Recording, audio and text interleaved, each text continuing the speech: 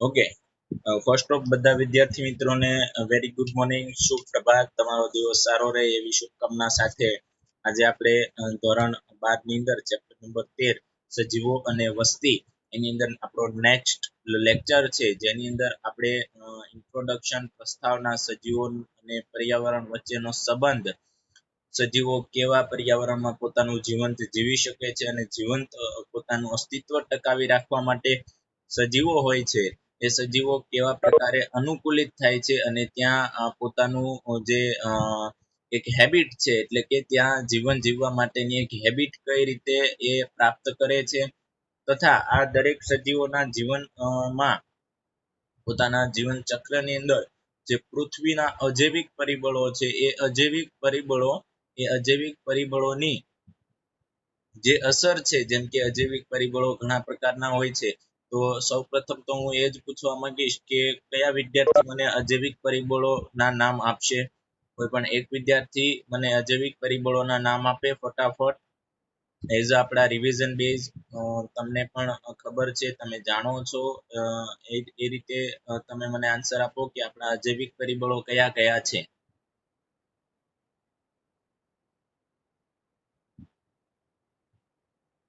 સજીવોના જીવન ચક્ર ઉપર અસર કરતા અજૈવિક પરિબળો.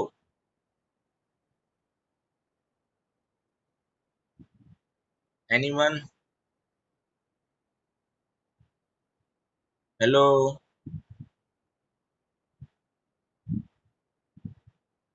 હેલો,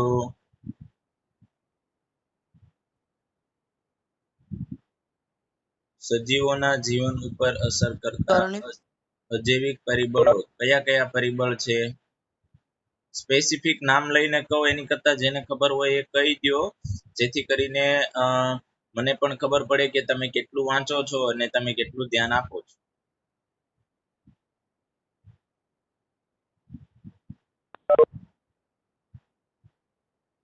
હેલો, અવાજ આવે છે?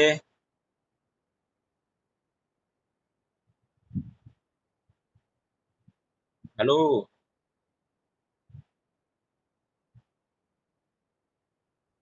હેલો, હેલો, મારિયા, અવાજ આવે છે? યસ. સ્મિત, બોલો. હા સર. હા, અજૈવિક પરિબળો કયા કયા છે જે સજીવો ઉપર અસર કરે છે, પોતાના જીવન ઉપર, જીવન ચક્ર ઉપર, તેની વસ્તી ઉપર, દરેક ઉપર? હવા, પાણી. યસ, હવા, પાણી. બીજા કોઈ?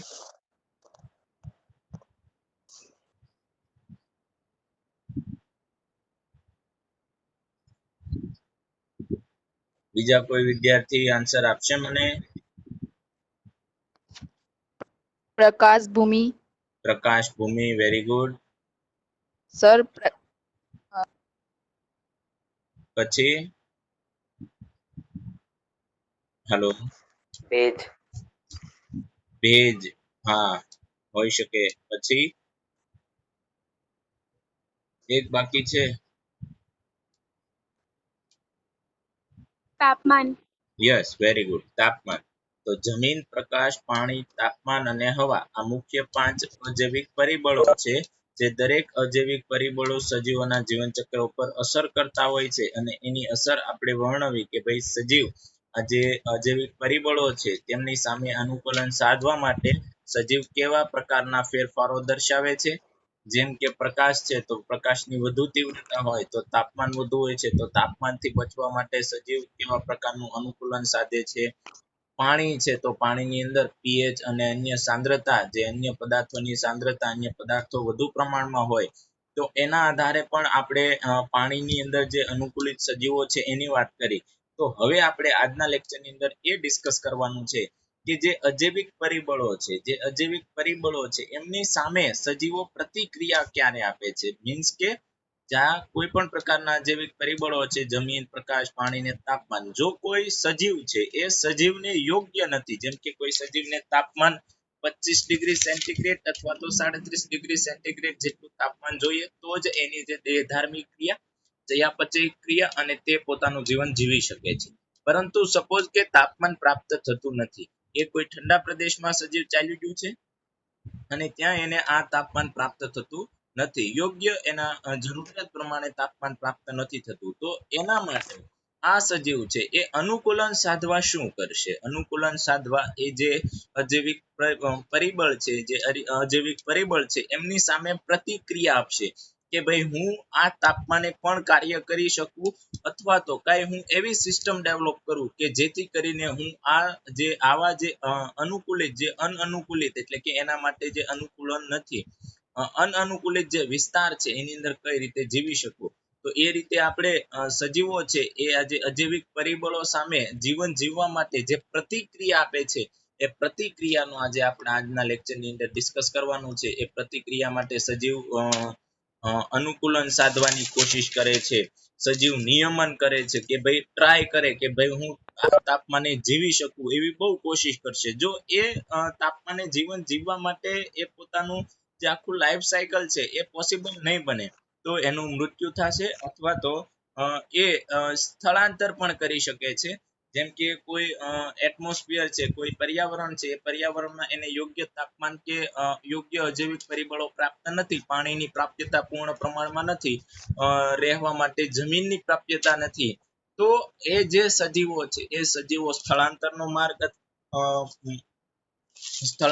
માર્ગ અપનાવે છે, અથવા તો એક મુલતવી રાખે છે કે ભાઈ થોડા સમય માટે વેઇટ કરશે. આપણી પાસે ઓપ્શન હોય ઘણી વખત કે ભાઈ આપણે મુલતવી રાખવું એટલે કે થોડી સમય વાટ જોવી, અથવા તો જગ્યા બદલી નાખવી, અથવા તો અનુકૂલન કરવાની ટ્રાય કરવી, અથવા તો આપણા શરીરને નિયમન કરવાની ટ્રાય કરવી. તો એ વાતને આપણે આજે ડિટેલની અંદર ડિસ્કસ કરવાની છે કે સજીવો અને વસ્તીની અંદર જે અજૈવિક પરિબળો છે એની સામે સજીવો કઈ રીતે પ્રતિક્રિયા આપે છે. બહુ સાદો ટોપિક છે, એક વખત સમજો તો લગભગ તમારે બીજી વખત સમજવાની જરૂર રહેશે નહીં. તો વચ્ચે છે એ આપણો એક સજીવ છે, તમે જોઈ શકો છો આ સજીવ છે, જીવન સજીવ, એ બેક્ટેરિયા, પ્લાન્ટ, એનિમલ્સ, પ્રાણીઓ, દરેક કોઈ પણ પ્રકારનો એક કોષીય બહુકોષી સજીવ છે. ટૂંકમાં એ સજીવ ઉપર એક તો પ્રકાશની અસર થશે, બીજી એની જમીન એટલે કે કયા વિસ્તારમાં રહે છે એની અસર થશે, પાણીની અસર થશે અને તાપમાનની અસર થશે. આ મુખ્ય 4 પરિબળો આપણી બુકની અંદર આપ્યા છે, એ પરિબળો મેં અહીં લીધા છે. તો આ 4 પરિબળોની અસર સજીવો ઉપર થતી હોય. હવે આ 4 માંથી કોઈ એક પરિબળની પ્રાપ્યતા અનુકૂળ નથી, જેમ કે તાપમાન યોગ્ય પ્રમાણે એને પ્રાપ્ત થતું નથી, તો આ 3 પરિબળો છે પરંતુ તાપમાનનું પરિબળ એને યોગ્ય એના શરીરને યોગ્ય પ્રમાણમાં પ્રાપ્ત થતું નથી. તો આ સજીવ છે એ એવી કોશિશ કરશે કે ભાઈ હું તાપમાનનું નિયમન કરી શકું, અથવા તો જે તે તાપમાને જીવંત રહી શકું એવી કોશિશ કરશે. તો અહીંયા છે કે ભાઈ અજૈવિક પરિબળોની અસર અને તેની સામેની પ્રતિક્રિયાઓ, એમાં જો કોઈ સજીવ હોય એની ઉપર અજૈવિક પરિસ્થિતિઓ સામે, અજૈવિક પરિસ્થિતિ એટલે કે જે પરિસ્થિતિ છે, જે કઈ પરિસ્થિતિ છે, જે તે જગ્યાનું જે તે વાતાવરણ છે, પ્રકાશ છે, જમીન છે અને પાણી છે, જો કોઈ સજીવ એવો નથી કે એ સજીવ જે કુદરતી જે અજૈવિક પરિબળો છે એને ચેન્જ કરી શકે, એને બદલવા કોઈ પણ સજીવના હાથની વાત નથી, કોઈ પણ સજીવ એને ચેન્જ નથી કરી શકતો. તો હવે ઓપ્શન એક એવો રહ્યો કે જે તે પરિસ્થિતિ છે, જે કે અજૈવિક પરિબળોનું પર્યાવરણ ક્રિએટ થયું છે, એ જ પર્યાવરણમાં જીવવું હોય તો શું કરવું?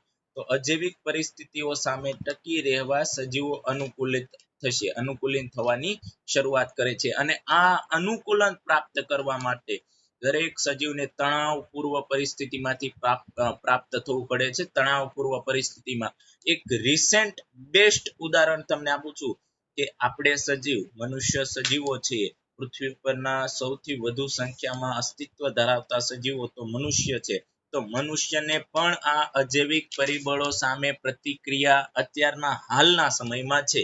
જેમ કે કોરોના વાયરસ, એ એક કુદરતી એક અજૈવિક પરિબળ છે, એક જૈવિક પરિબળ પણ કહી શકાય, જીવંત છે એટલા માટે, પણ એક કુદરતી છે, એ કોઈના હાથની વાત નથી એને રોકવો, એને ડિસ્ટ્રોય કરવો. પરંતુ હવે મનુષ્ય છે એક તણાવની પરિસ્થિતિમાંથી પ્રાપ્ત થાય છે. કેમ પરિસ્થિતિમાંથી આગળ વધે છે? કારણ કે એ પરિસ્થિતિમાં હવે મનુષ્યને અનુકૂલિત થવાનું છે કે ભાઈ ધીરે ધીરે ધીરે ધીરે આપણે ઘણી વખત સાંભળ્યું છે કે ભાઈ ઘણા રાજ્યના સીએમઓ મુખ્યમંત્રીઓ દ્વારા કહેવામાં આવ્યું છે કે ભાઈ હવે આપણે કોરોના સાથે જીવતા શીખવું જોઈશે કે ભાઈ કોરોનાની દવા ન મળે ત્યાં સુધી આપણે આપણા કાર્ય બંધ નથી રાખી શકતા. તો આપણે એના અલ્ટરનેટ ઉપાયો ગોતવા જોશે. એના કારણે આપણે એવી કંઈક કન્ડિશન એપ્લાય કરવી જોશે કે કઈ રીતે આપણે આ તણાવપૂર્વ પરિસ્થિતિ કે ભાઈ આ સમયમાંથી કઈ રીતે પાસ થઈ શકીએ જેથી આપણે અનુકૂલિત એટલે સર્વાઈવ થવાનું છે, આપણે બચવાનું છે. તો આ સેમ પ્રોબ્લેમ સજીવોને પાણી, જમીન, પ્રકાશ અને તાપમાન પ્રત્યે પણ થાય છે. આ સેમ પ્રોબ્લેમ જેવો અત્યારે આપણી સાથે થાય છે, જે તણાવપૂર્વ પરિસ્થિતિમાંથી આપણે પાસ થઈ રહ્યા છીએ કે અત્યારે બધાના મગજનો એક જ પ્રશ્ન હોય કે આ બધું ક્યારે સારું થશે, શું થશે. તો એના માટે દરેક સજીવોને અનુકૂલિત થવું પડે અને અનુકૂલન માટે તમે જાણો છો કે સજીવોને ઘણા બધા વર્ષોનો ટાઈમ, ઘણો બધો સમય લાગે છે. આપણે અનુકૂલન શબ્દ વાપરીએ એટલે કે અનુકૂલન સીધું કે ભાઈ હાલો આજ આવ્યા ને 2 દીમાં ફાવી ગયું એવું પોસિબલ હોતું નથી. તો અહીં લખ્યું છે કે અનુકૂલન માટે સજીવોને લાખો વર્ષોનો સમયગાળો લાગે છે. સજીવોને આ અનુકૂલન પ્રાપ્ત કરવા માટે લાખો વર્ષોનો સમય લાગે છે. જેમ તમને એક વાત કહેવામાં આવે કે ભાઈ દરિયાઈ સજીવો છે એ પાણીની અંદર રહેવા માટે અનુકૂલિત છે. પાણીની અંદર એ શ્વાસ એટલે કે ઓક્સિજન લઈ શકે એના માટે અનુકૂલિત છે. તો એ જન્મથી અનુકૂલિત નહોતા, પરંતુ એનો જન્મ પાણીની અંદર થયો અને એનું આજુબાજુનું વાતાવરણ જ એવું હતું કે ભાઈ ઓક્સિજન લેવા માટે એને પાણીમાંથી જ ઓક્સિજન લેવો પડે, એના સિવાય એની પાસે કોઈ પણ પ્રકારનો ઓપ્શન હતો નહીં. તો લાખો કરોડો વર્ષો બાદ ધીરે ધીરે એ સજીવોની અંદર કુદરતી ઘટનાઓ આ તણાવપૂર્વ પરિસ્થિતિમાંથી પાસ થઈને એની અંદર પાણીની અંદર જીવન જીવવા માટેની ક્ષમતા પ્રાપ્ત કરી. એને પાણીની અંદર જીવન જીવવા માટેની ક્ષમતા પ્રાપ્ત કરી. તો આ એક પ્રકારનું દરિયાઈ સજીવો છે એને પાણી જેવા અજૈવિક પરિબળ સામે પ્રતિક્રિયા આપી અને એ પ્રતિક્રિયાનો સામનો કરીને એ પોતે અનુકૂલિત થયા એવું કહી શકાય. તો આ જે આપણો ટોપિક છે એનો આખો કોન્સેપ્ટ છે. ત્યારબાદ આપણે આગળ જોઈએ કે સજીવો અજૈવિક પરિબળોમાંથી સામે અનુકૂલિત થવા માટે આંતરિક સ્થાયી પરિવર્તનો પ્રાપ્ત કરે છે. આંતરિક સ્થાયી જુઓ કે બહારની પરિસ્થિતિ ચેન્જ નથી કરી શકતા, 100% છે. તમે એવું માનતા હો કે ભાઈ હું તાપમાન ઘટે છે ભાઈ સૂર્યની બ્રાઇટનેસ વધારી દઉં, ઘટાડી દઉં, that is not possible. એ આપણા હાથમાં નથી. તો હવે બચવા માટે શું કરવું? આંતરિક ફેરફારો, શરીરની અંદર ફેરફારો આપણે કરી શકીએ છીએ. સમયાંતરે આપણું શરીર ઓટોમેટિક આપણે કહીએ છીએ ઓટોમેટિક એ અનુકૂલિત થવાની ટ્રાય કરશે અને ફેરફારો થવા લાગશે.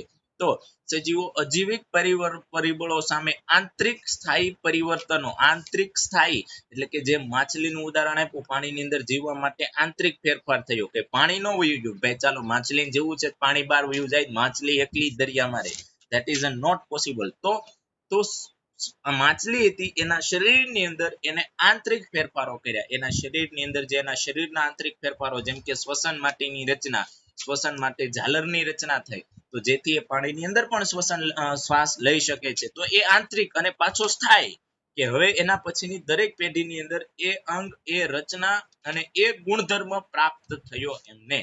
તો that is most important કે જો સજીવોને અજૈવિક પરિબળો સામે જીવવું હોય અને અનુકૂલિત થવું હોય તો જે તે પર્યાવરણની સામે આંતરિક ફેરફાર લાવવાના. જેમ કે દરિયાઈ પાણીની સાંદ્રતા વધુ છે, જ્યાં સાંદ્રતા વધુ છે એની pH વધુ છે તો એમની સામે ટકી રહેવા માટે હવે એ દરિયાઈ પાણીની ખારાશ સાંદ્રતા કોઈ દૂર નથી કરી શકતું. તો ત્યાં જે સજીવોને રહેવું છે એ સજીવોને એ પરિસ્થિતિ અનુસાર પોતાના શરીરની આંતરિક સ્થાયી ફેરફારો કરવા જોશે. ભાઈ આપણે એટલા ફેરફારો કરી નાખીએ એટલે આપણે પ્રોબ્લેમ આવે નહીં, આપણે આપણું જીવન વ્યવસ્થિત જીવી શકીએ. તો સેમ એવું જ છે કે અત્યારનો સમય છે COVID-19 નો, તો એ સમયમાં લોકોને હવે પરિસ્થિતિની સાથે જીવતા શીખવું જોશે.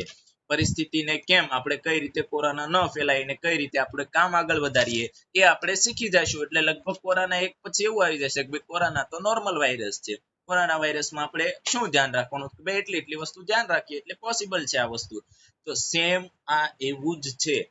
સજીવો જે અજૈવિક પરિબળો સામે પ્રતિક્રિયા આપે છે આ પ્રતિક્રિયા આ અનુકૂલન સાધવાની પ્રોસેસ સેમ છે અત્યારે જે મનુષ્ય હારે થઈ રહ્યું છે એ સજીવો દરેક વાતાવરણ દરેક જગ્યાની દરેક જગ્યાએ જાય ત્યારે આ પોસિબલ છે ઇવન મનુષ્ય પણ તમે કોઈ એક સિટીમાંથી બીજી સિટીમાં જાઓ તો ત્યાંનું વાતાવરણ ત્યાંનું પાણી ત્યાંની હવા એ દરેક સાથે તમારે અનુકૂલિત થવું પડે દરેક સાથે અનુકૂલિત થવા માટે તમે કઈ એમ નો કે હાલો અહીંયા મને ગરમી લાગે છે તો ભાઈ અહીંયા એસી ચાલુ કરી દો ઓલ એસી મુકાઈ દો કે બધે ઠંડુ જ રહેવું જોઈએ that is not possible તો એ આપણે ચેન્જ કરી નાખવાનું આપણી આંતરિક ક્રિયાઓ ચેન્જ થઈ જશે જો આપણું શરીર વધારે ગરમ થતું હશે તો આપણો એટ ધ ટાઈમ પરસેવો વરવાનું પરસેવો જે શ્વેત છે એ વધારે બહાર આવશે જેથી કરીને આપણા બોડીનું ટેમ્પરેચર મેન્ટેન થશે તો આ એક આંતરિક સ્થાયી પરિબળ છે અને તાપમાન જે સજીવોની અંદર જે આ ક્ષમતા છે ને તાપમાન અનુકૂલિત કરવાની જે તે પરિસ્થિતિના અનુસાર એના કારણે જ સજીવો પૃથ્વી ઉપર પોતાનું અસ્તિત્વ ધરાવી શક્યા છે ત્યારબાદ અહીંયા એક ગ્રાફ આપ્યો છે કે સજીવોના આંતરિક પરિવર્તનને કારણે તેમની દેહ ધાર્મિક ક્રિયાઓ અચળ અને કાર્યદક્ષ ચાલતી રહે છે જો સજીવો આ આંતરિક પરિવર્તનો ન કરત તો એમની દેહ ધાર્મિક ક્રિયા ન ચાલે જેમ કે તાપમાન સામે એને ચેન્જીસ કરવા માટે આંતરિક ક્રિયા કરવી પડે તો આંતરિક ક્રિયા એટલે કે ભાઈ એ પરસેવો ઉત્પન્ન કરશે બોડીનું તાપમાન મેન્ટેન કરશે તો બહારનું વાતાવરણ હવા શુદ્ધ નથી તો હવા શુદ્ધિ માટેના કોઈ અનુકૂલન પ્રાપ્ત કરીને એ હવા શુદ્ધ કરશે મતલબ કોઈને કોઈ દરેક પરિસ્થિતિ સામે પ્રતિક્રિયા દરેક પરિસ્થિતિનો આન્સર આપવો એ સજીવોની આંતરિક અને શરીરની અંદર શરીર જે પ્રતિક્રિયા આપે છે દરેક સજીવની જેમ કે એક કોષીય બેક્ટેરિયા લઈ લો તો મોનેરા સૃષ્ટિના સજીવો છે એ ગરમ પાણીના ઝરણાની અંદર હાઇડ્રોથર્મલ વેન્ટ્સ જે જલ ઉષ્ણ માર્ગો હતા દરિયાના એ દરેક જગ્યાએ પોતાનું અસ્તિત્વ ટકાવી રાખતા હતા શા માટે એટલી ગરમીમાં 100 ડિગ્રી સેન્ટીગ્રેડ કરતા પણ વધુ તાપમાન છે તો પણ તે જીવી શકે છે કારણ કે એની આંતરિક પરિવર્તનો કર્યા છે અને આંતરિક પરિવર્તનોના કારણે એમનું જે બોડી છે એ તાપમાને વર્ક દેહ ધાર્મિક ક્રિયાઓ કાર્યદક્ષ બહુ સારી રીતે કરી શકે છે ત્યારબાદ અહીંયા સજીવ તંદુરસ્તી અને સ્થિરતા પ્રાપ્ત કરે છે જો સજીવ આંતરિક પરિવર્તનો પ્રાપ્ત કરે તો સજીવ એક સ્થિરતા જીવન જીવવા માટે સ્થિરતા અને તંદુરસ્તી પ્રાપ્ત કરશે કે હવે શાંતિથી આપણે જીવી શકશું ત્યારબાદ સજીવિક પ્રતિક્રિયાનું આલેખન છે આ બાહ્ય સ્તર છે આ આંતરિક સ્તર છે સજીવો નિયમન ક્યારે કરશે જ્યારે બાહ્ય આંતરિક સ્તર ઇઝ ઇક્વલ ટુ બાહ્ય સ્તર બાહ્ય એટલે કે જે અજૈવિક પરિબળો છે આ અજૈવિક પરિબળો છે અહીંયા પ્રકાશ તાપમાન પાણી હવા કોઈ પણ પરિબળ હોઈ શકે એ પરિબળ અને સજીવના આંતરિક સ્તર સજીવનું આંતરિક અંતઃ જે પર્યાવરણ છે એની અંદર ઇક્વલાઇઝેશન આવશે બંને સરખા થશે એકબીજા પ્રત્યે ત્યારે સજીવો નિયમન કરી શકશે નિયમન એક સાથે નથી થઈ જતું નિયમન એક સાથે આમ ભાઈ ચાલો આજે આપણે આ કરવું છે કરી નાખ્યું that is not possible તો નિયમન કરવા માટે સજીવ ધીરે ધીરે કોશિશ કરતો રહેશે કે બાહ્ય સ્તર ઇઝ ઇક્વલ ટુ અંતઃ સ્તર કરી નાખું કે વાતાવરણનું જે પર્યાવરણ છે એવું જ પર્યાવરણ મારા શરીરને અનુકૂલિત કરું તો એના માટે પહેલા તો એ આંશિક નિયમન કરશે ત્યારબાદ એ ઘણા સજીવો છે એ નિયમન ન પણ કરી શકે તો એ અનુવર્તીઓ કહેવાય કે નિયમન ન થયું તો એક સમય એવો આવશે કે ભાઈ એને થોડીક વાર પણ લાગે થોડો સમય પણ લાગે અથવા તો એનું એ અસ્તિત્વ પૃથ્વી ઉપર પોતાનું અસ્તિત્વ ન પણ ટકાવી રાખે તો એવા ઘણા બધા સજીવો છે જે પર્યાવરણ અજૈવિક પરિબળો સામે અસ્તિત્વ નથી ટકાવી શક્યા પોતાનું જીવન જીવવા માટે બાહ્ય સ્તર અને આંતરિક સ્તરના જે એટમોસ્ફિયર છે જે પરિવર્તનો છે પરિવર્તનો ન પ્રાપ્ત કરી શક્યા તો તેથી એનું મૃત્યુ થયું તો આ બહુ સીધો સાદો આલેખ છે આલેખની રીતે પણ તમે વ્યવસ્થિત સારી રીતે સમજી શકો છો ત્યારબાદ આપણે આગળ જોઈએ તો આગળ એક ઉદાહરણ આપ્યું છે આપણી બુકની અંદર કે કોઈ સજીવ છે અહીંયા સપોઝ કે કોઈ એક સજીવ છે સજીવ શરીર છે હવે સજીવ શરીરને તાપમાન પ્રાપ્ત નથી 25 ડિગ્રી સેન્ટીગ્રેડ એ બહુ સારું કામ કરી શકે છે હવે 25 ડિગ્રી સેન્ટીગ્રેડ એને પ્રાપ્ત નથી થતું તો બાહ્ય પર્યાવરણ સપોઝ કે ગરમ છે એટલે કે બહુ ગરમી છે એટલે કે 40-50 ડિગ્રી તાપમાન છે અથવા તો બાહ્ય પર્યાવરણ અતિ ઠંડુ છે બહુ એટલે બહુ વધુ ઠંડુ છે તો આ બે પરિસ્થિતિ સામે ટકી રહેવા સજીવ કૃત્રિમ સાધનોનો ઉપયોગ કરી શકે છે. જેમ કે મનુષ્ય છે એ આપણે ઉપયોગ કરીએ છીએ કે ગરમી હોય ત્યારે એસી નો યુઝ કરીએ છીએ જેથી કરીને આપણું શરીરનું જે આંતરિક ક્રિયાઓ છે એ નિયમિત થઈ શકે. ત્યારબાદ બાહ્ય પર્યાવરણ છે અતિ ઠંડુ હોય છે તો આપણે સ્વેટર સગડી વગેરેનો વપરાશ કરીને અનુકૂલન સાધવા માટેની કોશિશ કરીએ છીએ તો આ બેસ્ટ ઉદાહરણ છે કારણ કે 25 ડિગ્રી સેન્ટીગ્રેડે આપણે કામ કરી શકીએ છીએ. આપણી દેહ ધાર્મિક ક્રિયાઓ થાય છે, ચયાપચય થાય છે, તો એના માટે આપણે અનુકૂલન સાધવું જરૂરી છે. તો આ બેસ્ટ ઉદાહરણ છે કે પર્યાવરણને આપણે નથી બદલી શકતા પણ આપણું જે આંતરિક પર્યાવરણ અને જે બાહ્ય પર્યાવરણમાં જે અમુક કૃત્રિમ સાધનો છે એની મદદથી આપણે જે આપણી જીવન ક્રિયા છે એ ચલાવી શકીએ છીએ. ત્યારબાદ સજીવો અજૈવિક પરિબળો સામે ટકી રહેવા માટે નીચેની કાર્યતા તરફ આગળ વધે છે. નીચે પ્રમાણે કાર્યતા કે ભાઈ પેલા ટ્રાય કરે છે કે હું નિયમન કરું. સાંભળી લેજો, આપણે તો મનુષ્ય છીએ ને એટલે આવા બધા ઇલેક્ટ્રિક કૃત્રિમ સાધનોની મદદથી બાહ્ય પર્યાવરણ ગરમ હોય તો એસી યુઝ કરી લઈએ, બાહ્ય પર્યાવરણ ઠંડુ હોય તો સ્વેટર પહેરી લઈએ, સગડીથી શેક કરી લઈએ. પરંતુ જે સજીવો એવા છે કે જે એમને આ પ્રકારના જે કૃત્રિમ સાધનો પ્રાપ્ત નથી થતા, ગાય છે, ભેંસ છે, કૂતરા છે, બિલાડી છે, ઘણા બધા અન્ય પ્રકારના સજીવો છે જે આ પ્રકારે પોતાનું જીવન જીવવા માટે એ નિયમન કરવાની ટ્રાય કરે છે કે માનો 25 ડિગ્રી સેન્ટીગ્રેડ તાપમાન એને પ્રાપ્ત નથી થતું તો એમની સામે એ નિયમન કરશે. નિયમન એટલે જે તાપમાન મળે છે ને એ તાપમાને જીવવાની કોશિશ કરશે. ભાઈ આ તાપમાન 37 ડિગ્રી મળે છે તો ત્યાં આપણે કામ કરી શકીએ છીએ, નથી કરી શકતા તો ત્યાં એને અનુકૂલન કરવાની ટ્રાય કરશે. અનુકૂલન નથી કરી શકતા તો સ્થળાંતર કરવાની ટ્રાય કરશે અને સ્થળાંતર કરે પણ કાંઈ ફેર નથી કરતો તો પડ્યું રહેવા દેશે, મુલતવી રાખવું કે ભાઈ થઈ જશે, થોડોક સમય લાગશે. આપણે અત્યારે સિમ્પલ એવું છે કે ભાઈ આપણે બધી ટ્રાય કરી કે લોકોને એકબીજા સાથે ભેગા ન થાય રોકી શકીએ.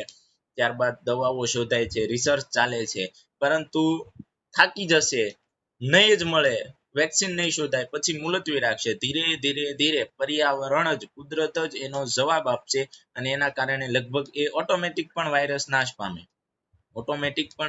પામે, ઘણા બધી પોસિબિલિટી છે. અથવા તો છેલ્લે માણસ થાકી જાય પછી એને આન્સર મળતો હોય કે ભાઈ તમે પહેલા મહેનત કરો, જો કાંઈ ન થાય તો પછી કંઈક કુદરતી એવી ઘટનાઓ દ્વારા પણ મગજ આપણું એક્ટિવ થાય અને કાર્ય થતું હોય. તો આ ક્રિયાઓ છે, આ ક્રિયાઓમાંથી પસાર થવું પડે. આપણે ટકી રહેવું હોય, આ પ્રતિક્રિયા આપવી હોય, સજીવો સામે જીવવું હોય, અનુકૂલન પ્રાપ્ત કરવું હોય તો આ જે નિયમન છે, અનુકૂલન છે, સ્થળાંતર છે અને મુલતવી પણ રાખવું પડે. તો આ દરેક ક્રિયાઓ બહુ મોસ્ટ ઇમ્પોર્ટન્ટ છે. જે રીતે આપણે પાણી,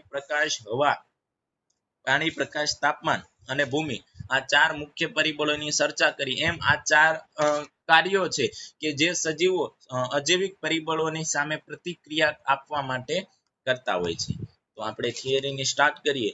બહુ સિમ્પલ થિયરી છે. જે રીતે મેં વાત કરી હતી કોઈ જ એવું નથી કે જે તમે સમજી ન શકો.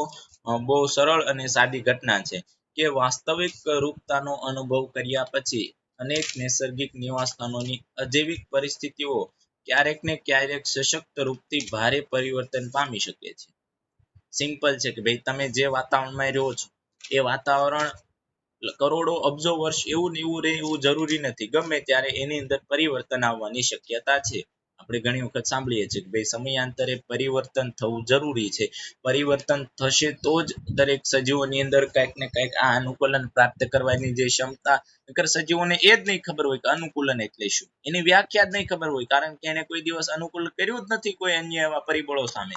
તો અત્યારે જે આપણને કહેવાય કે કુદરત આપણને અનુકૂલન કરતા શીખવાડે છે, આપણામાં જે અનુકૂલનની ક્ષમતા છે એને બહાર લાવે છે. ભાઈ આપણે કઈ રીતે અનુકૂલન કરી શકીએ છીએ, જીવંત કઈ રીતે જીવવા, મતલબ એવી પદ્ધતિઓ જે પરિસ્થિતિઓ છે એ ચેન્જ થતી રહેતી હોય છે. હવે આપણે પૂછીએ કે આ પ્રકારના નિવાસસ્થાનોમાં રહેવા વાળા સજીવો કેવી રીતે તણાવપૂર્વ પરિસ્થિતિનો સામનો કરે છે તથા તે પરિસ્થિતિઓ સામે રહેવાની કઈ રીતે વ્યવસ્થા કરે. જો પરિવર્તન આવ્યું સશક્ત રૂપથી, જો ભારે પરિવર્તન આવ્યું તો ભારે તાપમાન વધી ગયું, પાણીનું લેવલ વધી ગયું, ઠંડીનું લેવલ વધી ગયું તો આ ભારે પરિસ્થિતિ. આની સામે રહેવા માટે સજીવો શું કરતા હશે? કઈ રીતે આ તણાવપૂર્વ પરિસ્થિતિમાંથી પાસ થતા હશે? તો આ પ્રશ્નના જવાબ આપવાનો પ્રયત્ન કરતા પહેલા આપણે કદાચ એ પૂછવું જોઈએ કે આખરે અત્યંત પરિવર્તનશીલ બાહ્ય પર્યાવરણ સજીવોને શા માટે સંતાપ પમાડે છે કે માનસિક મૂંઝવણમાં મૂકે છે?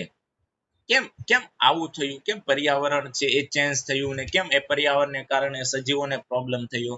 તો એનું કારણ છે કે સજીવ વ્યક્તિ એ આશા અપેક્ષા રાખી શકે કે તેના અસ્તિત્વના લાખો વર્ષોના સમયગાળા દરમિયાન ઘણી જાતિઓએ અપેક્ષિત સ્થાયી આંતરિક શરીરની અંદર પર્યાવરણ વિકસિત કર્યું હશે. આજે અત્યારે આપણને એક પ્રશ્ન થાય કે ભાઈ આજે કુદરતી જે પરિવર્તનો આવવાની જરૂરિયાત શું કામ છે? કેમ આવા બધા પરિવર્તનો જરૂરી છે? તો એનો આન્સર એમ છે કે નવા જે સજીવો છે એને ખબર પડે કે આપણી પહેલા જે સજીવો રહેતા હતા એ લાખો વર્ષો સુધી રહીને અનુકૂલન પ્રાપ્ત કર્યું ત્યારે આપણે આ પર્યાવરણની અંદર જીવી શકીએ છીએ. નકર આપણી કઈ એવી કઈ તાકાત નહોતી કે અનુકૂલન આપણે પ્રાપ્ત કરી શકીએ. એટલે કે આપણામાં પણ એ ક્ષમતા છે અનુકૂલન પ્રાપ્ત કરવાની. એના માટે જે સમયાંતરે પરિવર્તનની ઘટના અજૈવિક પર્યાવરણો છે, અજૈવિક કારકો છે એની સામે અજૈવિક કારકો છે એ ચેન્જીસ થતા રહેતા હોય છે. બધી જ જૈવ રાસાયણિક પ્રક્રિયાઓ તથા દેહ ધાર્મિક કાર્યોને અધિકતમ કાર્યદક્ષથી કરવા દે છે અને આ જ રીતે જાતિઓની બધી જ રીતની યોગ્યતા તંદુરસ્તીમાં વધારો થાય છે. ઉદાહરણ તરીકે આ સ્થિરતા નિરંતરતા દેહજળના ઇષ્ટતમ અનુકૂલન તાપમાન આશ્રુતિ સાંદ્રતાના સ્વરૂપે હોય છે. અનુકૂલન પ્રાપ્ત કરવું એટલે પાણીની અંદર સજીવો રહેતા હોય તો આશ્રુતિ સાંદ્રતાનો પ્રોબ્લેમ સોલ્વ કરવો પડે. બહાર રહેતા હોય તો તાપમાનનો, પાણીનો, દરેકનો પ્રોબ્લેમ સામે સજીવોને અનુકૂલન પ્રાપ્ત કરવું પડે છે. અને એના માટે અહીં લખ્યું છે કે સજીવોની આંતરિક જે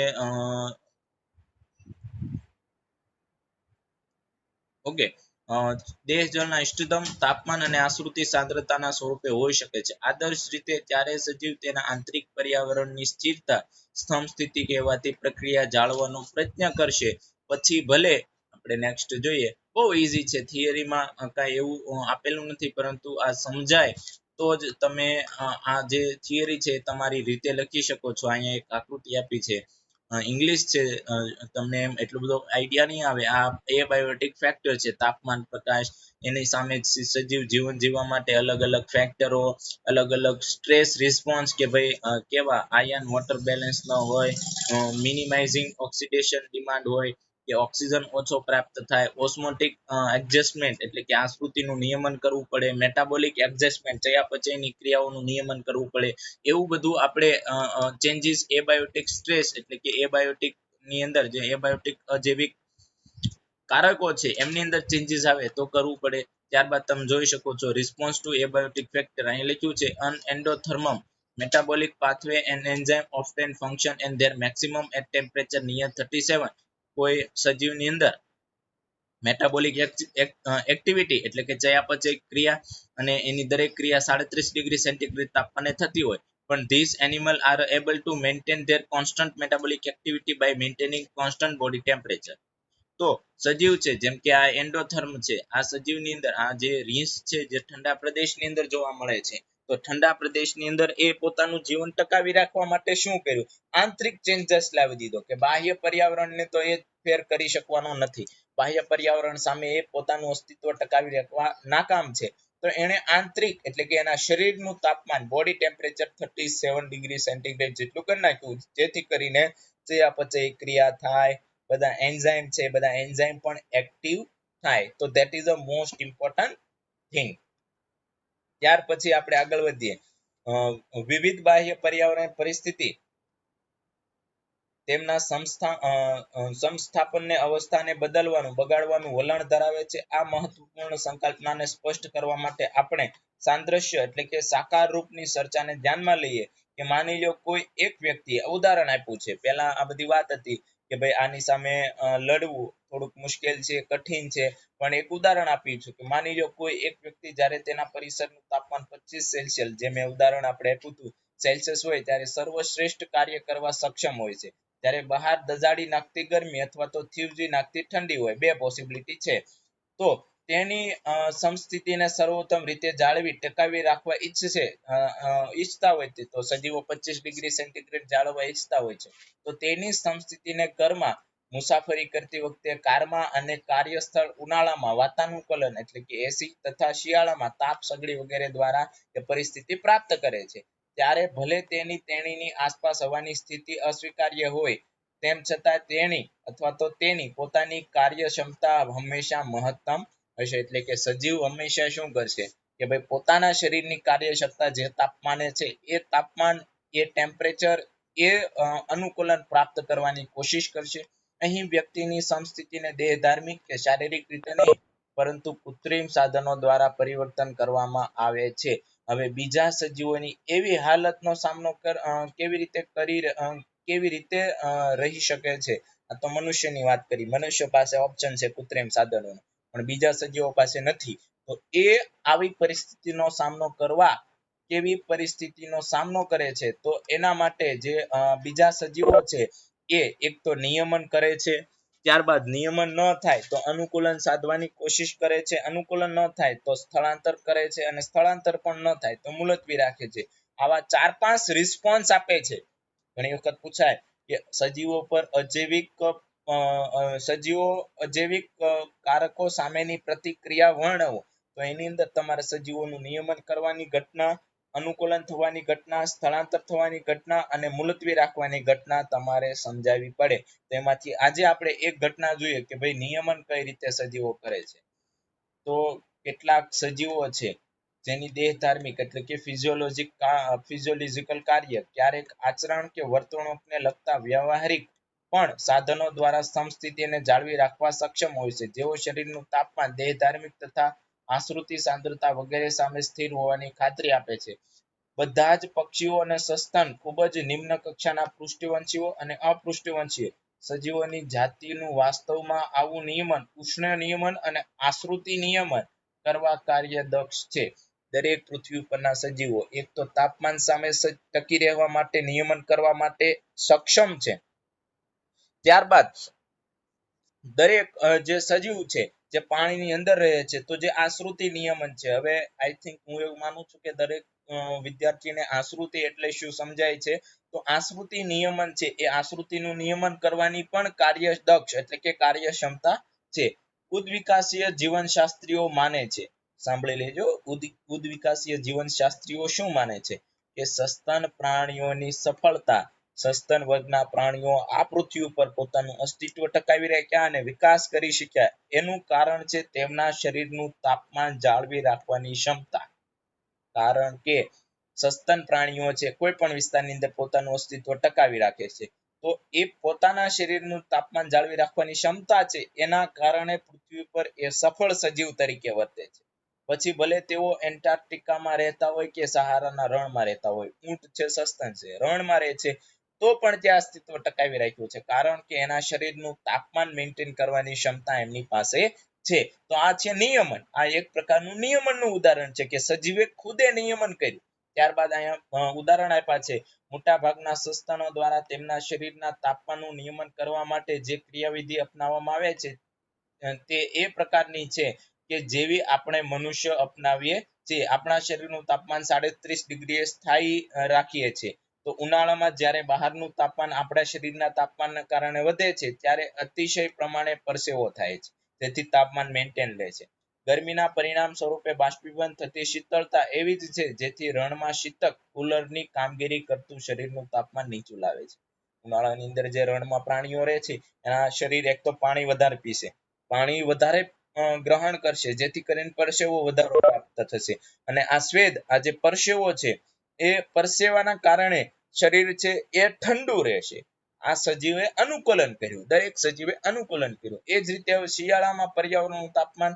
37 ડિગ્રી કરતા નીચે હોય ત્યારે આપણે કાપવા લાગીએ છીએ એટલે કે ધ્રુજારી આવવા લાગે છે અને એક પ્રકારની કસરત જેનાથી ઉષ્ણતા પેદા થાય છે અને શરીરનું તાપમાન ઊંચું આવે છે તો શિયાળા દરમિયાન શરીરનું તાપમાન મેન્ટેન કરવા લોકો જીમ જાય છે કસરત કરે છે કેમ કે વર્ક કરશું તો શરીરમાંથી ઉષ્ણતા ગરમી ઉત્પન્ન થશે તમે બે હાથ ઘસો એટલે ઘસારાને કારણે ઘર્ષણના કારણે ગરમી ઉત્પન્ન થાય છે. તમે વર્કઆઉટ કરો તો વર્કના કારણે શરીરમાંથી ગરમી ઉત્પન્ન થાય છે. એટલે કે શિયાળા દરમિયાન શરીરનું તાપમાન મેન્ટેન રાખવા લોકો કસરત કરે છે.